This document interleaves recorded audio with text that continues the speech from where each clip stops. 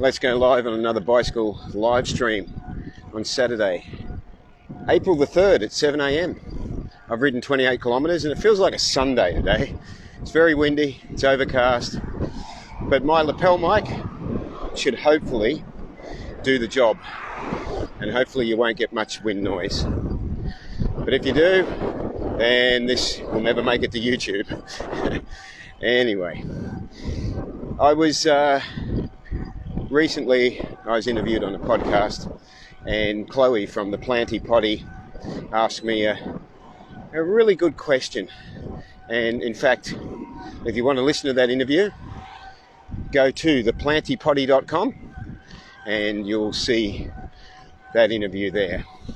But Chloe said, and it's a simple question, but it's a really, really significant one. She said, it must have been hard going vegan 41 years ago. And you know, my immediate response was to go, yes, it was really hard. I was the only vegan in the village. But then I stopped and I thought, no, you know what? Thinking back, it wasn't hard at all. In fact, it was the opposite. What would have been hard would have been to not go vegan. It was, in fact, the easiest, most obvious, most logical, most compassionate, most sensible decision I'd ever made. And as a 16-year-old, the most powerful decision as well. So when presented with the information that I was presented with as a 16-year-old, there was no question about whether or not to go vegan instantly. It was a no-brainer. It was simply the right thing to do. And therefore, it was easy because it was the right thing to do. It fitted in with my natural sense of compassion that we all have. And also because of the benefits that were immediately felt on a health level from me, but also on a spiritual level, on an easing of the guilty conscience that we all carry if we're still consuming animal products or using animal products. For me, on a personal level, on a health level, it was just profound to go from being a teenager with acute acne to having no acne at all in the space of just 1 week. It was so profound, so life-changing for me as a shy, self-conscious, introverted, highly sensitive kid who became a shy, self-conscious, introverted, highly sensitive adult. But it was just so empowering, this change, that I was taking control of my life. I was using the information about what is the correct fuel to put into our body, and with that information I dramatically transformed my health in just 1 week. And as a 16-year-old, there was no turning back. That was the point of no return, I guess. That was the point where I went, wow. And I think it's fair to say that so many things flowed from that. The compassion that we're all born with then flowed from that into a greater appreciation and understanding of animals and our respect for them, and the way that we should relate to them and take care of them. That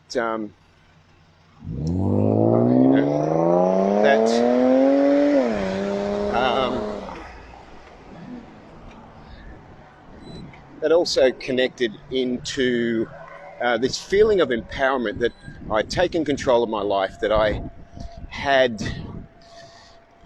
this knowledge, this freedom that came with this knowledge of how the body works from a health perspective that was unknown to me previously. And in those days, 1980, was unknown to a lot of people. So I'm so grateful, so blessed to have been able to become aware of that information of the mucusless diet in 1980. And so, I was thinking, so I said to Chloe during this podcast, I was thinking, it was the easiest thing to do. It was life-changing, it was empowering, definitely the best thing I've ever done in my life. But then there's a second part to that, which I don't think I actually talked about on the podcast. And that is, what is hard is being vegan in a non-vegan world, as any vegan will quickly become aware. What is hard is living in a society where what is considered normal is the opposite of the way that we should be treating animals, of the compassion that we are born with and that we should be extending to all living beings. To live in a society where it's considered normal to go down to your local creek or river and murder fish. Oh, sorry, they call it fishing, don't they? Yeah. And, things like that, it's just considered normal. I'm going fishing. You mean you're going to murder living beings? That's what you mean. And once again, apologies if the wind's gotten a bit much. It's a little bit strong here, a bit gusty. So when I think about what's difficult is having faith in humanity and trying to relate to others, feel close to others, knowing that they are so lost. And what is even harder is then deciding to create some awareness and having them refuse it.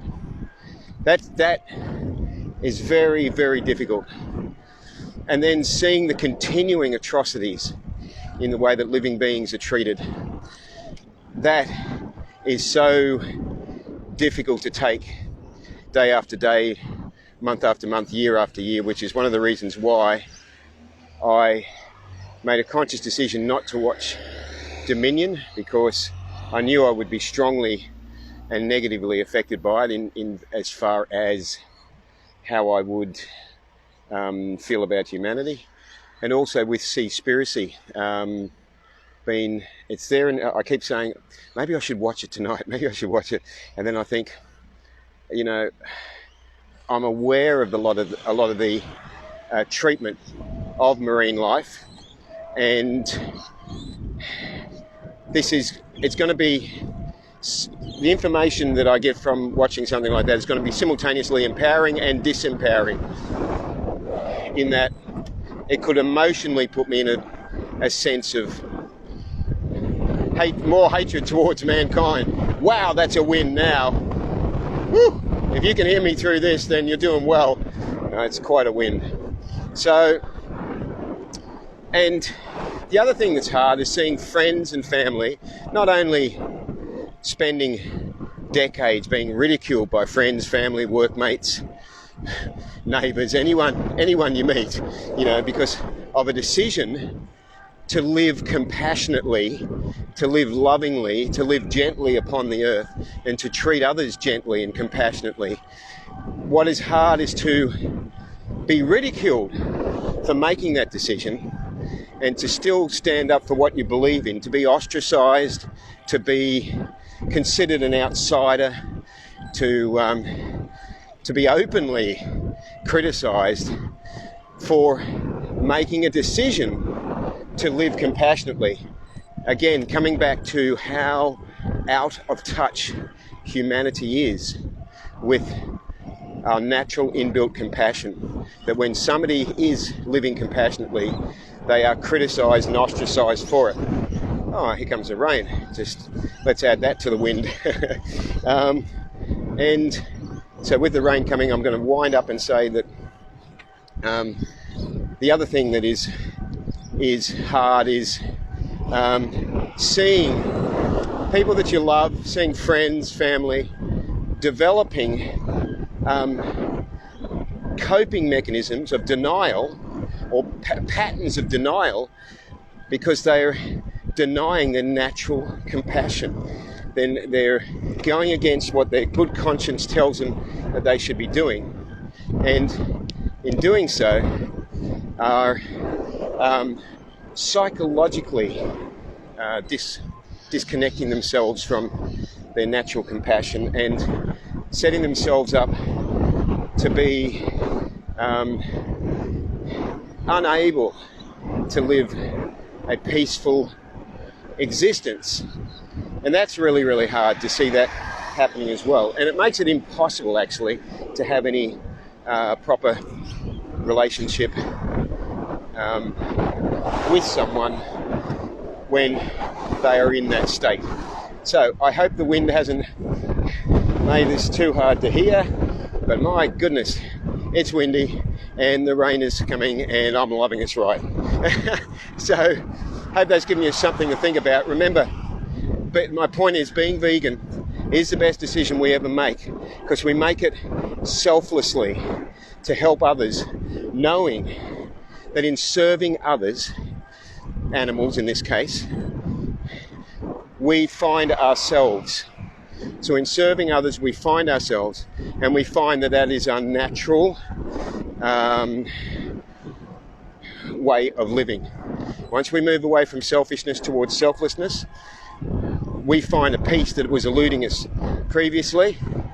And in fact, in finding that peace, it makes it a little bit easier to cope with living in a world where people can be so cruel and it's still considered normal.